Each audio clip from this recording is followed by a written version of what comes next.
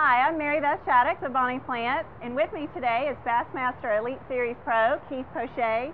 We're here in one of the many greenhouses at the headquarters of Bonnie Plants in Union Springs, Alabama, surrounded by lush green vegetables and herbs. And what we are here to do today is talk with Keith about his new vegetable garden. Welcome. Thanks for having me. I'm so excited you're here. So you're planting a new garden, and you need some plant recommendations on how to get started. Is that right? Yes, ma'am. Well, let's do it. First of all, I want to ask you, what do you love about gardening? You know, I grew up gardening all my life. You know, I grew up in South Louisiana, and you know, my dad and I would get out every year from our cool crops to our spring gardens. You know, we'd get out and we'd do the whole experience. So, you know, it's so awesome to still do that today and still have that experience. And you know, I grow all kinds of things today. So, you know, from tomatoes, cucumbers, onions, and peppers. It's really a treat. That sounds delicious. Well, one of the things we want to talk to you about in deciding what to grow is figuring out what you like to cook or grill, or really it all boils down to what you want to eat. Right. I cook a lot of different things, but mainly, you know, Cajun food. I like the gumbo, etouffee, and you know, I'll grill a little bit. I cook a few steaks and chicken, and sounds good. Grill a few onions. You know, some blooming onions. So that's one of my favorites. So, you know, I grow a lot of different things in my garden, but you know, having your onions and your bell peppers and green onions is some of the basic things I like to grow. So, and it's always good to have fresh vegetables when you get ready to cook. So based on those recipes, which sound delicious, and all the things that you like to already grow, I think we've got a good garden plan for you. So let's get growing. Let's do it. Okay, so we've heard what you like to cook and grow. We've put together a good garden plan, pretty classic for you, based on the recipes we talked about earlier. Went shopping in those huge greenhouses, and this is what we came up with. But I want to start with onions, because that's part of this plan. But you planted them early, because you got to get them in early in this Alabama season. That's correct. And on my raised bed, I have 3 tiers off the side. And the first tier, I planted for bulb onion, and I separated them quite a bit for that to happen. On the second tier, I planted them real close, so I'm trying to just grow green onion. So those two I really use a lot. I cook with a lot, so looking forward to getting those out. That's a great tip for folks to have.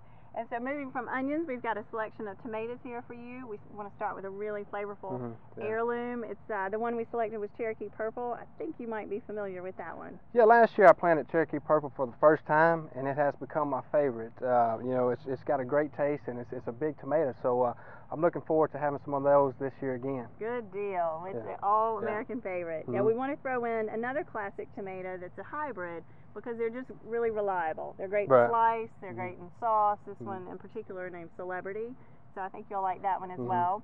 And then just for variety, we threw in one called Juliet. That's a large grape tomato. I think you'll like throwing on a skewer with some onions, maybe some peppers, putting it on the grill. That's a good sizable grape tomato. And then moving on down to our peppers, you got a little sweet, a little heat. Kind of mix that up a bit. The Bonnie Green Bell, which is a very reliable producer. You get lots of big, juicy green bell peppers. Now, what would you like to do with that? You know, and I also put that in my my gumbo and a lot of other things I cook. So it's a great ingredient, and I normally grow that every year. Good deal. I'm seeing a theme here. We've got grill and we've got gumbo. And I think another thing that would be great on the grill would be that jalapeno. Right. Stuff that with a little cream cheese and wrap some bacon on it. I think that sounds like a hit. Now, cucumbers, we know you love cucumbers. You said from growing up as a child, you grew with your dad? Yes, ma'am. We, you know, ever since I was little, we always had a garden, and we grew cucumbers a lot, and tomatoes, of course, too. But cucumbers were always my favorite. I'd mix them with tomatoes with a little salt and pepper. It was always a good treat, you know. That's a classic summer salad. So this is a straight 8.